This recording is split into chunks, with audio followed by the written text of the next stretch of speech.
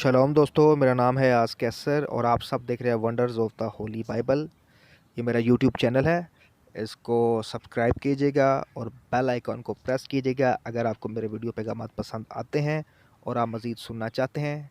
तो उसके लिए आप ये अमल करें ताकि मेरे आइंदा मौसूल होने वाले पैगामात को आप सुन सकें, देख सकें और उनसे मुस्तफ़ीद हो सकें। तो आज का जो उन्वान है वो है यस्सुल मसीह की शख्सियत कि वो एक वक्त में इतने सारे जो किरदार हैं वो कैसे निभा रहे हैं। तो अक्सर जो है वो कुछ नाकदीन हैं वो सवाल करते हैं कि यस्सुल मसीह जो है वो इब्ने आदम है, आदम का बेटा है। दूसरी तरफ वो खुदा का बेटा भी है।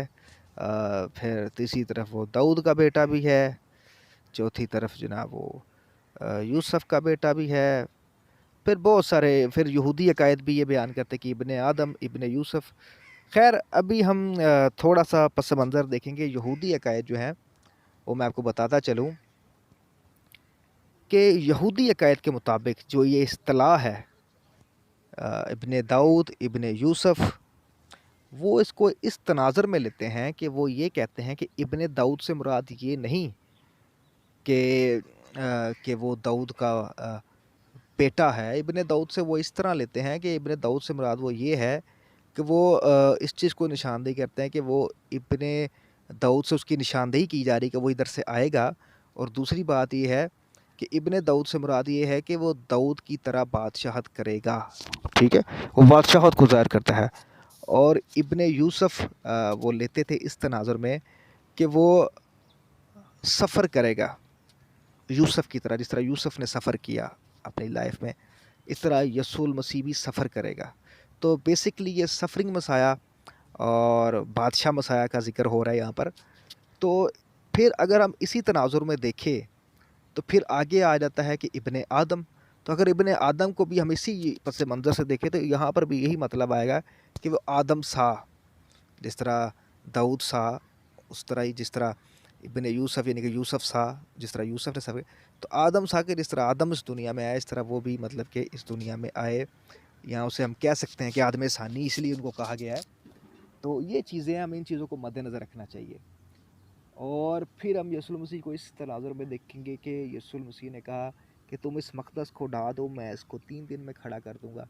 तो ये जो बात है ये अब कोई शख्स ऐसे दावा नहीं कर सकता, क्योंकि ये दावा कोई बंदा कोई भी शख्स नहीं कर सकता, क्योंकि मरने के बाद कौन किसी को ज़िंदा कर सकता है, ठीक है? वो भी अज़ खुद।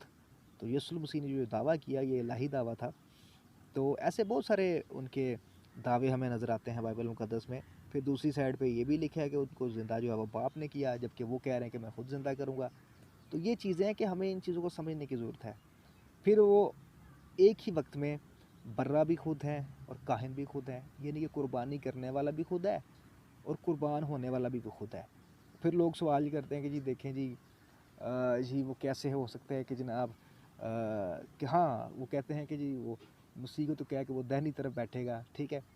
तो अगर वो दाहिनी तरफ बैठेगा तो यहोवा तो जो है वो दरमियान में है, यानी कि यहोवा की दाहिनी तरफ वो बैठा है। तो फिर तो ये देखें जी दाहिनी तरफ फिर कौन बैठा है अगर यीशु खुदा है तो? मेरे भाई, आप अगर उसको एक्चुअल मीनिंग में ले रहे हैं कि दाहिनी तरफ से मुराद ये है कि यीशु दाहिनी तरफ बैठा है, बैठने से मुराद है कि वो सचमुच अगर वो बैठा है जिस तरह के इंसान बैठा होता है, तो भाई फिर आप खुदा को यहोवा खुदा को महदूद कर रहे हैं। फिर तो आप यहोवा खुदा की लामहदूदियत पे काड़ी ज़रब लगा रहे हैं अपने ही अक़ीदे के मुताबिक, ठीक है? तो बात ये है कि यहोवा खुदा की दाहिनी तरफ बैठने से मुराद यहूदी अकायद के मुताबिक ये है कि दाहिनी तरफ बैठने से मुराद ये है कि दाहिनी तरफ से मुराद उसकी कहानत को शो करती है। और जो यहूदी अकायद में दाहिनी तरफ का ज़िक्र मसाया से वो लिंक करते हैं और बाहिनी तरफ वो इब्राहिम को कहते हैं। तो इसका मतलब हरगिज़ ये नहीं है कि इब्राहिम एक्चुअल में लेफ़्ट तरफ बैठे हुए हैं और यीशु मसीह जो है वो दाहिनी तरफ जो है वो यहोवा के बैठे हुए हैं। एक्चुअल में ऐसा नहीं, ये एक मेटाफोरिक लैंग्वेज है, ठीक है?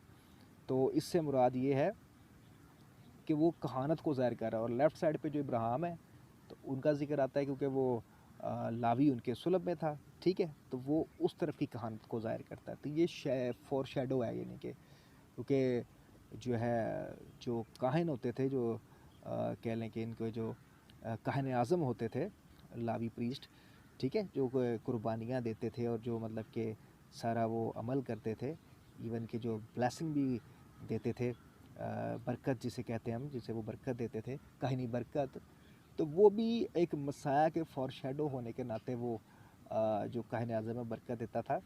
تو یہ بات ہے کہ ہمیں اس چیز کو مد نظر رکھنا چاہیے کہ یسوع المسیح کی ذات کو جب ہم دیکھیں، جب اس پہ مطالعہ کریں، تو ہمیں تمام پہلوؤں کو غور سے دیکھنا چاہیے، کہ ہمیں صرف ایک چیز کو پکڑ کے جو ہے وہ بھاگ نہیں جانا چاہیے، ہمیں تمام پہلوؤں کو دیکھنا چاہیے، کیونکہ بائبل مقدس اور یہودی عقائد جو ہیں وہ یسوع المسیح کو اس طریقے سے بیان کرتے ہیں کہ جو ہے وہ آپ جو ہے وہ ایک پہلو پہ ان کو نہیں رکھ سکتے، آپ ان کو محدود نہیں رکھ سکتے۔ جس طرح یسوع المسیح نے یہ بھی کہا کہ آسمان پر کون چڑھا ہے، ماسواس کے جو آسمان سے اترا ہے، ابن آدم جو آسمان میں ہے۔ تو اب بات یہ ہے کہ آسمان پر کون چڑھا ہے، ٹھیک ہے، تو اب بات یہ ہے کہ یسوع المسیح اپنے بارے میں کہہ رہے ہیں، ٹھیک ہے، تو اب یہ جو بات ہے، ایک ٹائم میں وہ دونوں طرف کیسے ہو سکتا ہے، آسمان میں بھی ہے اور نیچے بھی ہے، ٹھیک ہے، تو اب یہ چیزیں ہیں کہ یہ چیزیں یہ ظاہر کرتی ہیں کہ ان کی ذات کو آپ لمیٹڈ ہو کے